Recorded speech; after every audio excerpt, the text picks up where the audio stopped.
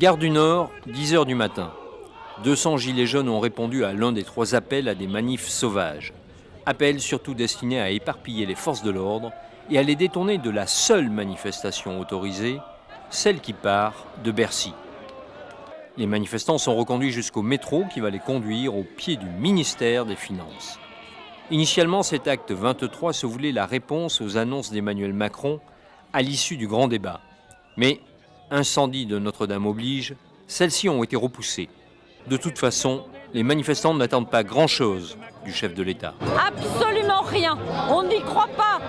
On n'attend rien de lui. Donc on n'attend rien du tout, il va continuer dans sa ligne. Et nous, on ne lâchera pas de toute façon. Parce qu'on est français, on est fiers. Et on ne cédera pas devant un élu qui est là juste pour casser le système français. Il est temps que tout redevienne dans l'ordre et que l'argent du contribuable serve vraiment pour la fonction publique et non pour une élite. Fini leurs privilèges, fini les salaires mirobolants, fini tous les à côté, les petits arrangements entre copains, terminé. C'est notre argent, on veut des comptes sur tout. Les mises en garde appuyées de Christophe Castaner sur la violence n'impressionnent guère. La violence est inhérente aux mouvements sociaux. Toutes les révolutions ont soit amassé du monde, soit généré de la violence. Donc quand on voit la presse s'amuser à décrier la violence populaire, je pense qu'elle fait partie des révolutions et qu'elle est inhérente. Sans la souhaiter, elle en fait partie. Il faut la dénoncer, la violence policière. Il y a un moment, il faut arrêter. Et tous les suicides qui se passent, si les policiers se suicident, c'est bien qu'ils ont des problèmes de vie, des problèmes de pouvoir d'achat, des problèmes de hiérarchie. Ils ne sont pas entendus. Un peu avant d'atteindre la Bastille, les premières escarmouches éclatent. Des palissades sont brûlées au milieu de la rue.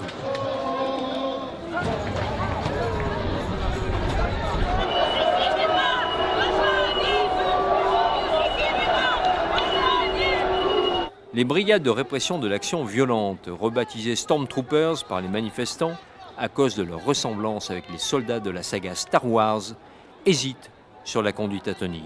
Une CSI, elle, cherche désespérément la section Victor qui continue sur sa lancée. Un journaliste proteste après avoir été braqué par un policier. Un gradé intervient tandis que ses collègues font dégager la presse. Monsieur, calmez-vous, avancez, avancez. C'est sur les menaces, monsieur. Avancez, Allez. Un peu plus loin, premières interpellations. Il y en aura 227 au total dans la capitale ce samedi. Rue de la Fontaine-au-Roi, les affrontements reprennent, plus nourris.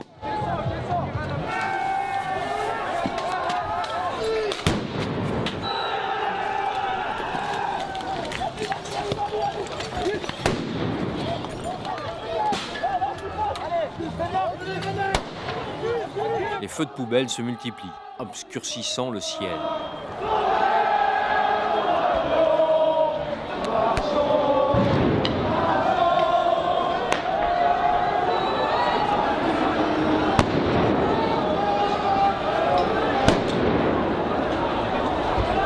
Ce manifestant résiste à 3 policiers avant d'être maîtrisé.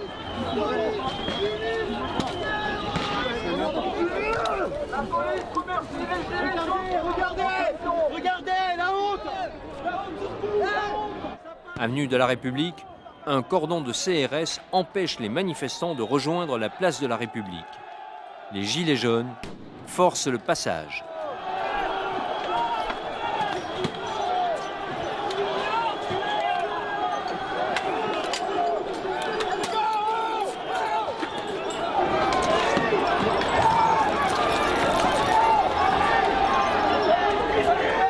Les CRS se replient avec difficulté. Le cortège fonce en direction de la République. Sur la place dont toutes les voies d'accès sont maintenant bloquées, les charges se multiplient. Le balai durera plusieurs heures dans un brouillard de gaz lacrymogène. Ces CRS à la protection renforcée sont censés intervenir au milieu de la foule. La réaction de celle-ci est violente.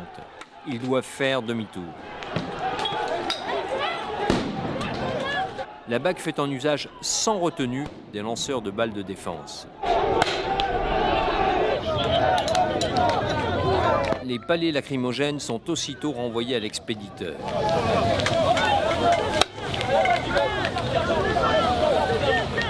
Le journaliste indépendant de l'agence Taranis, Gaspard Glantz, est interpellé après qu'il a protesté pour avoir été mis en joue par un policier. J'aurai moi-même l'occasion de constater que les journalistes sont désormais dans la ligne de tir. La plupart des fonctionnaires de la BAC sont en noir. Si ce n'était le brassard police, on les prendrait pour ces Black Blocs dont Christophe Castaner annonçait la venue en masse. D'ailleurs, certains, au mépris des consignes, ne portent pas leur brassard. Avait-il le projet d'infiltrer la manifestation? Et dans quel but? Ce comportement ambigu pose question. Les interpellations se font plus ou moins au hasard et surtout, n'importe comment.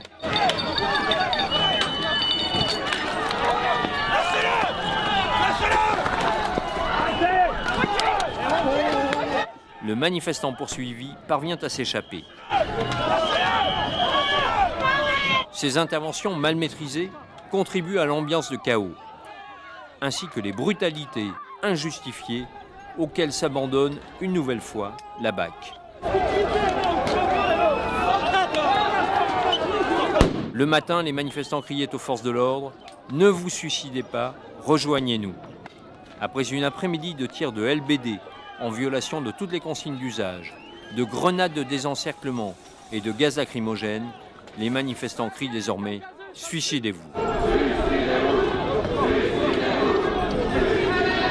Le contexte n'est jamais une excuse, mais l'explication suffit à relativiser la polémique initiée par le ministre de l'Intérieur et quelques belles âmes d'habitude indifférentes à la condition policière. Nouvelle altercation entre un policier de la BAC et un photographe de presse. Sans branle, le tacard, sans branle, le tacard. Les mecs sont pas bien, d'accord? On va pas pénal. Ça, c'est leur intimité, mon gars. Ok? Voilà, on voit la jurisprudence avant de parler. Mais tous les policiers ne sont pas aussi vindicatifs. Ainsi, cet officier de la CSI qui privilégie le dialogue. Jeune chien, regardez.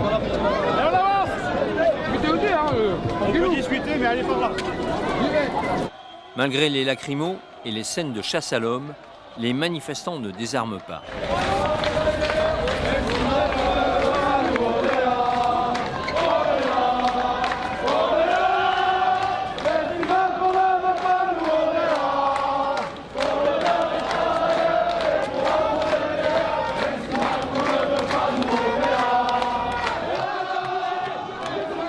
Les charges reprennent. Un mouvement de foule me jette à terre avec plusieurs gilets jaunes. Un manifestant me remet sur pied en me tirant par la poignée de mon sac à dos.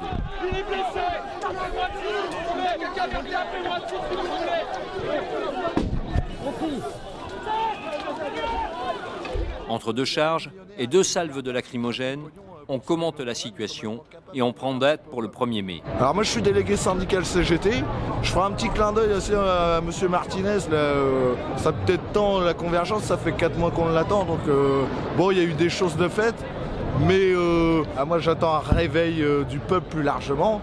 Le 1er mai, moi je suis pour que la CGT redevienne un syndicaliste révolutionnaire. Nos anciens, eux, quand ils se battaient, ils sortaient dans la rue, les cordons de CRS comme ça, ils leur rentraient dedans. Puis ils allaient chercher la bourgeoisie, rien à voir avec maintenant. Enfin, la tension baisse. Les cordons de police laissent les manifestants se disperser, tandis que les motos des braves entament une ronde autour du terre-plein central, n'hésitant pas à raser les manifestants. Désormais, chacun prépare le rendez-vous du 1er mai, qui marquera certainement un tournant dans la mobilisation. Ce sera après les annonces d'Emmanuel Macron ce jeudi.